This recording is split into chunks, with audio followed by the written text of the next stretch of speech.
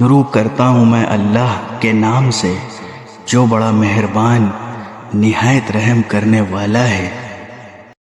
تم نیکی کے مقام تک اس وقت تک ہرگز نہیں پہنچو گے جب تک ان چیزوں میں سے اللہ کے لیے خرچ نہ کرو جو تمہیں محبوب ہے، اور جو کچھ بھی تم خرچ کرو اللہ اسے خوب جانتا ہے۔ تورات کے نازل ہونے سے پہلے کھانے کی تمام چیزیں جو مسلمان کے لیے حلال ہیں بنی اسرائیل کے لیے بھی حلال تھیں، سوائے اس چیز کے جو اسرائیل یعنی یعقوب علیہ السلام نے اپنے اوپر حرام کر لی تھی۔ اے پیغمبر، یہودیوں سے کہہ دو کہ اگر تم سچے ہو تو تورات لے کر آؤ اور اس کی تلاوت کرو۔ پھر ان باتوں کے واضح ہونے کے بعد بھی جو لوگ اللہ پر جھوٹا بہتان باندھیں تو ایسے لوگ بڑے ظالم ہیں۔ آپ کہیے کہ اللہ نے سچ کہا ہے، لہٰذا تم ابراہیم کے دین کا اتباع کرو جو پوری طرح سیدھے راستے پر تھے اور ان لوگوں میں سے نہیں تھے جو اللہ کی خدائی میں کسی کو شریک مانتے ہیں۔ حقیقت یہ ہے کہ سب سے پہلا گھر جو لوگوں کی عبادت کے لیے بنایا گیا یقینی طور پر وہ ہے جو مکہ میں واقع ہے، اور بنانے کے وقت ہی سے برکتوں والا اور دنیا جہاں کے لوگوں کے لیے ہدایت کا سامان ہے۔ اس میں روشن نشانیاں ہیں، مقام ابراہیم ہے، اور جو اس میں داخل ہوتا ہے امن پاتا ہے، اور جو لوگوں میں سے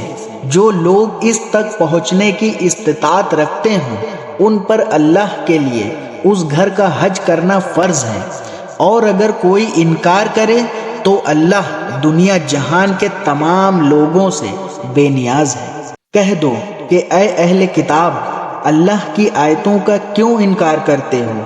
جو کچھ تم کرتے ہو اللہ اس سب کا گواہ ہے۔ کہہ دو کہ اے اہل کتاب، اللہ کے راستے میں ڈیڑھ پیدا کرنے کی کوشش کر کے ایک مومن کے لیے اس میں کیوں رکاوٹ ڈالتے ہو جبکہ تم خود حقیقت حال کے گواہ ہو؟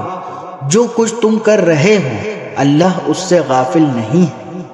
اے ایمان والوں، اگر تم اہل کتاب کے ایک گروہ کی بات مان لو گے تو وہ تمہارے ایمان لانے کے بعد تم کو دوبارہ کافر بنا کر چھوڑیں گے، اور تم کیسے کفر اپناؤ گے جبکہ اللہ کی آیتیں تمہارے سامنے تلاوت کی جاتی ہیں اور اس کا رسول تمہارے درمیان موجود ہے، اور اللہ کی سنت یہ ہے کہ جو شخص اللہ کا سہارا مضبوطی سے تھام لے وہ سیدھے راستے تک پہنچا دیا جاتا ہے۔ اے ایمان والوں، دل میں اللہ کا ویسا ہی خوف رکھو جیسا خوف رکھنا اس کا حق ہے، اور خبردار تمہیں کسی اور حالت میں موت نہ آئے بلکہ اسی حالت میں آئے کہ تم مسلمان ہو، اور اللہ کی رسی کو سب مل کر مضبوطی سے تھامے رکھو اور آپس میں پھوٹ نہ ڈالو، اور اللہ نے تم پر جو انعام کیا ہے اسے یاد رکھو کہ ایک وقت تھا جب تم ایک دوسرے کے دشمن تھے، پھر اللہ نے تمہارے دلوں کو جوڑ دیا اور تم اللہ کے فضل سے بھائی بھائی بن گئے، اور تم آگ کے گڑھے کے کنارے پر تھے، اللہ نے تمہیں اس سے نجات عطا فرمائی۔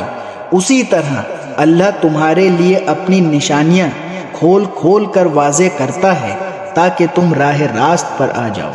اور تمہارے درمیان ایک جماعت ایسی ہونی چاہیے جس کے افراد لوگوں کو بھلائی کی طرف بلائیں، نیکی کی تلقین کریں اور برائی سے روکیں۔ ایسے ہی لوگ ہیں جو فلاح پانے والے ہیں،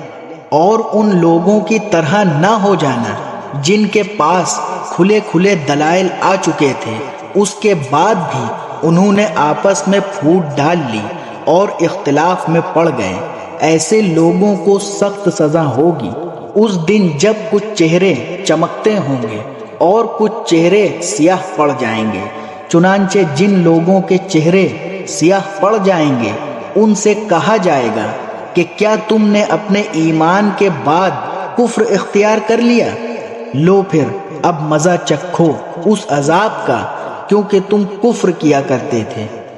دوسری طرف جن لوگوں کے چہرے چمکتے ہوں گے وہ اللہ کی رحمت میں جگہ پائیں گے، وہ اسی میں ہمیشہ ہمیشہ رہیں گے۔ یہ اللہ کی آیتیں ہیں جو ہم تمہیں ٹھیک ٹھیک پڑھ کر سنا رہے ہیں، اور اللہ دنیا جہان کے لوگوں پر کسی طرح کا ظلم کرنا نہیں چاہتا۔